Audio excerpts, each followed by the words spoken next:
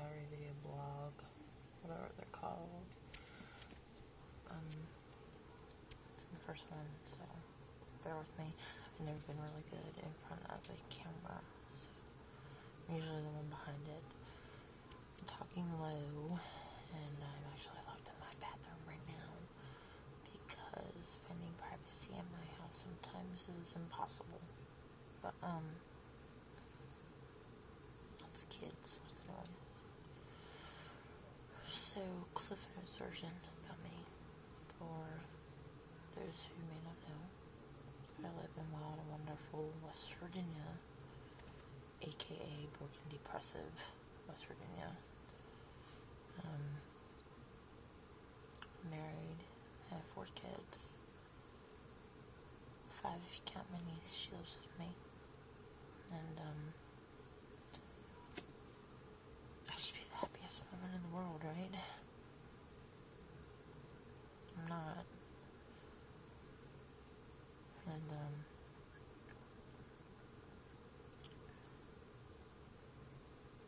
I don't know who to talk to about that.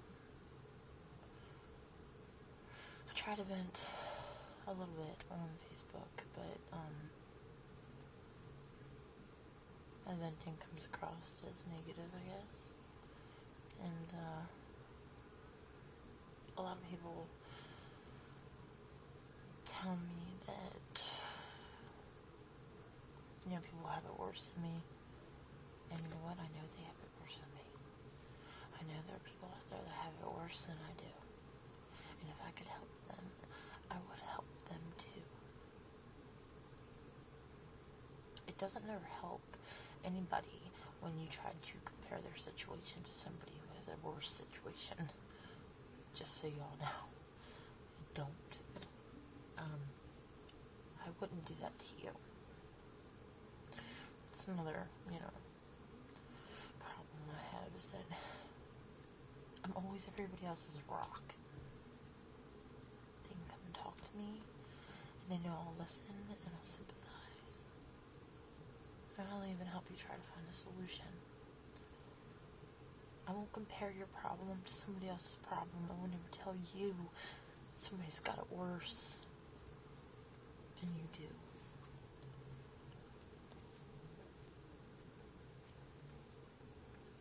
I know. People think that a lot of times I've heard, well, you got your health. Yeah.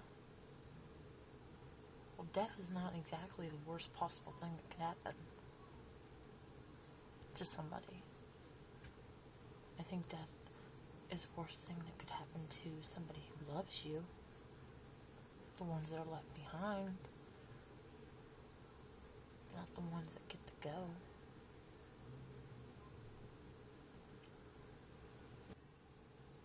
I do suffer from panic disorder and agoraphobia. Anxiety disorder. Social anxiety. All that crap. I don't think they know what's wrong. They just labeled me something. They can give me a pill. Here, having a panic attack, take a Xanax.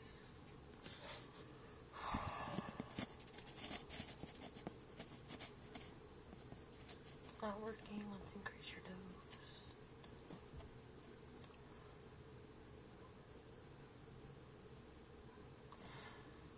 My disorder did get worse on my parents' side. Not just them, my whole family. Died in front of me. But I guess that's not supposed to mess me up in the head. It wasn't just my parents. It started my grandmother. I was really close to her. She died after we moved up here to West Virginia. I got the phone call. We traveled back down to Baltimore. She was at Mercy Hospital. And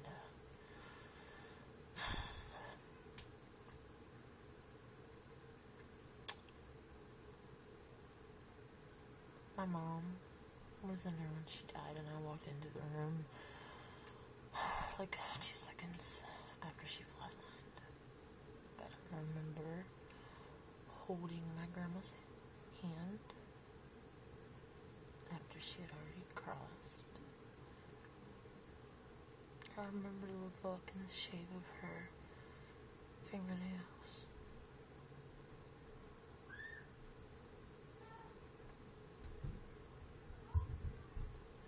She always had beautiful nails, my grandmother. When I was little, I would always paint them.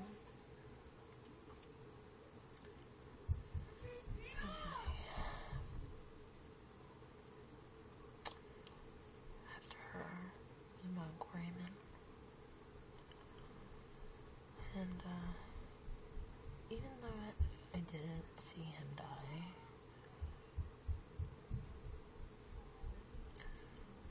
it was pretty traumatic what we had to do. We got a phone call, Baltimore County Police. We had been trying to get a hold of my uncle for approximately 2 weeks, and he did not answer. Long story cut short again.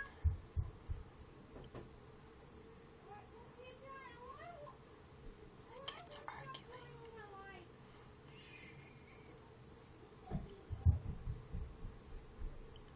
Fighting.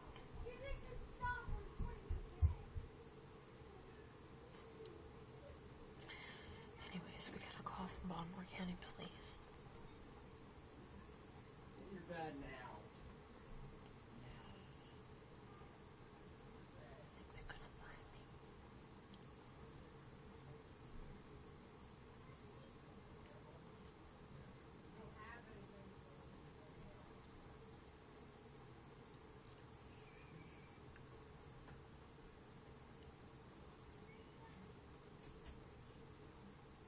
Okay. Anyways, where was I? Yeah, we got a call from Baltimore County Police, and we were told that they found my Uncle Raymond's body in the house that he lived with my grandma, and that he had been deceased in that house for 2 weeks before anybody found him. They removed the body, but we had to go down and clean up the mess. Me, my mother, my sister, my brother, we all got in the car and we drove to Baltimore. And I don't know about any of you, but I know what it smells like to be in the room where a rotted corpse was for 2 weeks. And it's horrible.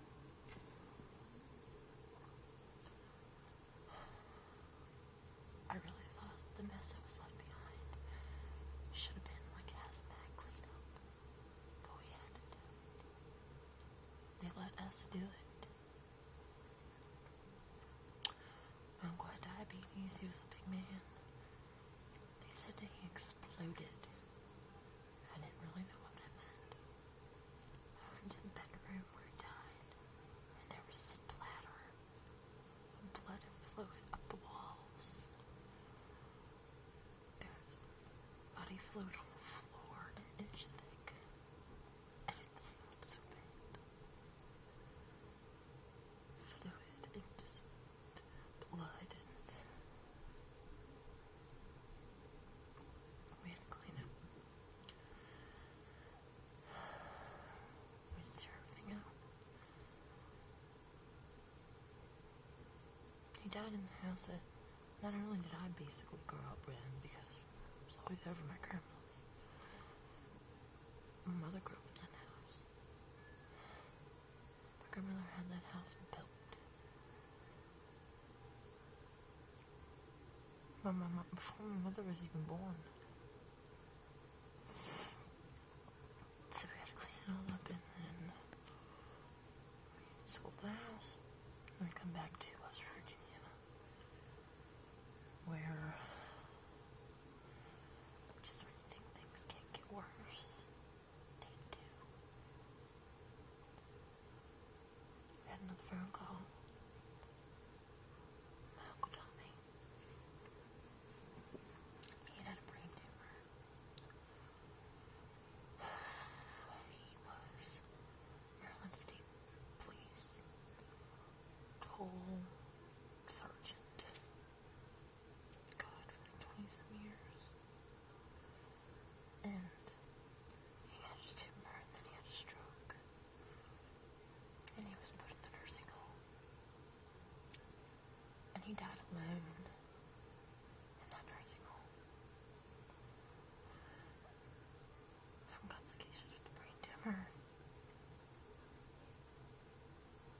So there went three. The next, Mommy got sick. And anybody who knew my mother, they knew she had so much pride. She was so strong. She took care of everybody, but she didn't take care of herself. She never went to the doctors, so when she got sick,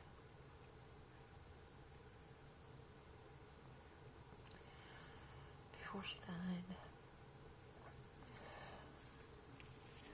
I had to force her to go to the hospital because I told her I did not want to find her dead on the couch. So TJ and I was 9 months pregnant with Caleb. We forced her to go to the hospital. It's ironic because my dad was already in that hospital for complications with congestive heart failure. And he was being discharged the day my mother was being registered or admitted. She was immediately admitted into the ICU. I remember going up to the 5th floor to pick up my dad, and I wheeled him down to the 3rd floor to see my mom before we took him home. She had cervical cancer which spread to her uterus. The doctor said that her uterus was so full of cancer or infection, it was the size of a 5-month pregnancy uterus would be. So it invaded her body and just... Anyways, I wheeled my dad in and kissed my mother. Told her he loved her and he'd see her when she got home. TJ, whenever my mother told him that she loved him, and then I went over and I knew she was not going to make it. I didn't want to believe it. I grabbed her hand and I looked at her and she told me she couldn't breathe. She couldn't talk because she couldn't breathe. And I told her it was okay. She didn't have to talk. To listen. And I held her hand and I told her she was strong. And the last thing I said to her was, I love you, Mommy. And I was crying. And she spoke anyway and she said, I love you too, Jen. I told the nurses and doctors I didn't want to leave, but I had to get my dad home. So TJ and I drove my dad home, and no sooner he got in the door, the phone rang. It was the nurse from the hospital. She said, Jennifer, you need to get up here. Your mother's taking a turn for the worst. So TJ and me and my sister hopped in the car, and we speed up to the hospital. It all happened so fast. When I walked onto the ICU unit, the nurse grabs me and says, they're working on her right now. And what I had pictured was maybe they had to put a respirator in because she couldn't breathe. I was wrong. Apparently working on her meant they were giving her CPR and pounding on her chest, trying to bring her back to life. I hit the floor. next couple of minutes were a blur. I just remember they dragged us out of the room. There was half a dozen doctors surrounding her, on her. They were hitting her chest so hard, it's like her body was thumping up and down. I can't get that image out of my head. I told the nurse I was going back in there, that I wasn't going to let her transition alone from this world to the next. And I went in there and I held my mother's steady hand while they were still beating her chest, trying to bring her back, and I prayed, and I prayed, and I prayed to God so hard not to take her yet. She was only 54.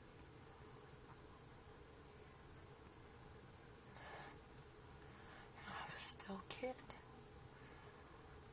I still feel like a kid.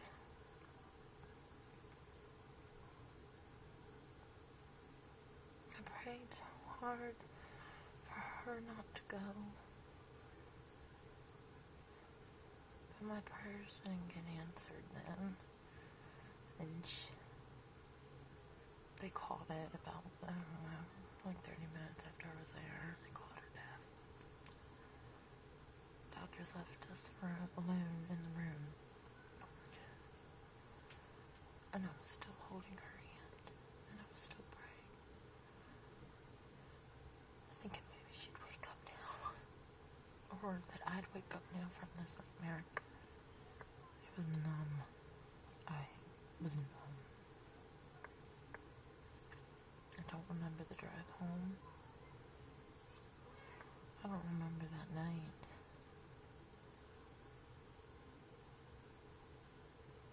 It all was a blur until I got her ashes. I remember one night I cried so hard I fell asleep holding her urn.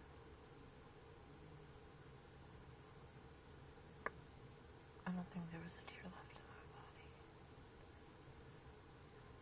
But it didn't stop there. I did the only thing I knew to do. My mystic father and my man TJ. He had a heart attack in 2001. He's been in and out of the hospitals. He always had something wrong with him, it seemed like, and to be quite honest, if I had to bet anything, I would bet that my dad would have went first. He was even on a list for a heart transplant. Me and TJ, we took him to John Hopkins in Baltimore. But the doctors down there said because he had emphysema, that they wouldn't give him heart. Emphysema don't kill you as fast as a heart. His heart was only working at 10% capacity or pumping, and it was so enlarged. Anyways, so we get Daddy and we move to the house that we're in now, and I took over everything. I took care of my dad, and it was good for a while. We were all mourning together, and the community's here. I took care of all of his doctor's appointments and all of his meals. He had to be on 2,000 milligrams sodium or less a day to watch his fluid intakes. I didn't hold fluids from the congestive heart failure. I took him to all of his doctors.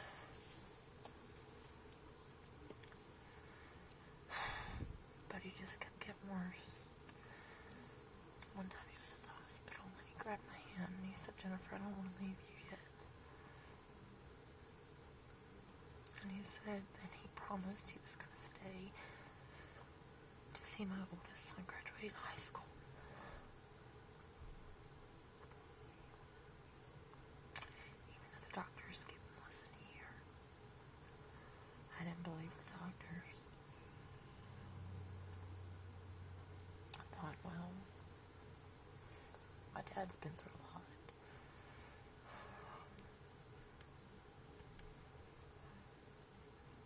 Anyway, towards the end, I was hospice nurses were coming in and out of the house around the clock. And my dad started to be delirious and just say some crazy things.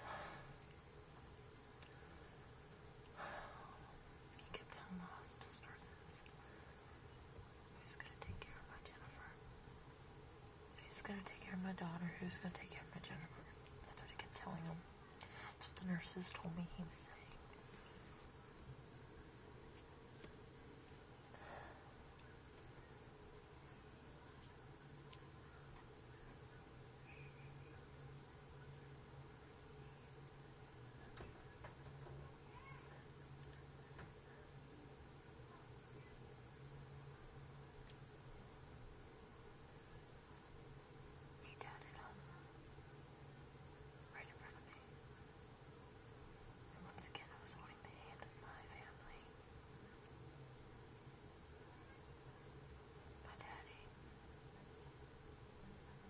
Dead.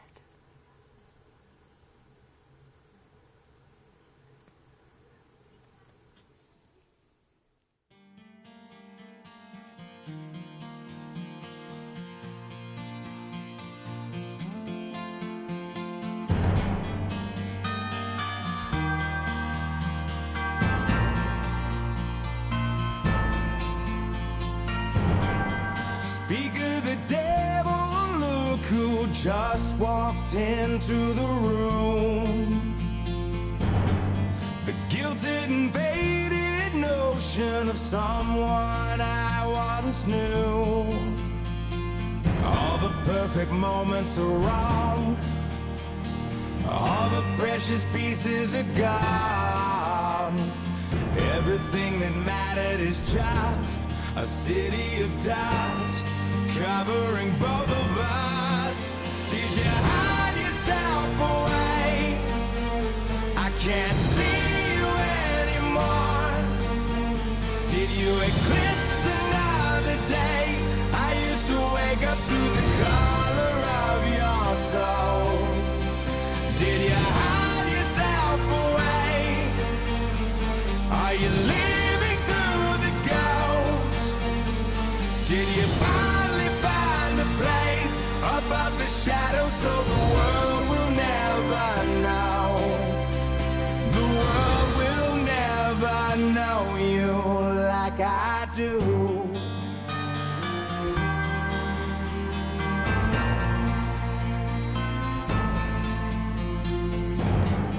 So many silent sorrows you'll never hear from again. And now that you lost tomorrow, is yesterday still a friend? All the bridges we built were burned. Not a single lesson was learned. Everything that mattered is just a city of dust covering both of us. Did you hide yourself away? I can't see you anymore. Did you eclipse another day? I used to wake up to the color of your soul. Did you hide yourself away? Are you living through the ghost? Did you finally find a place above the shadows so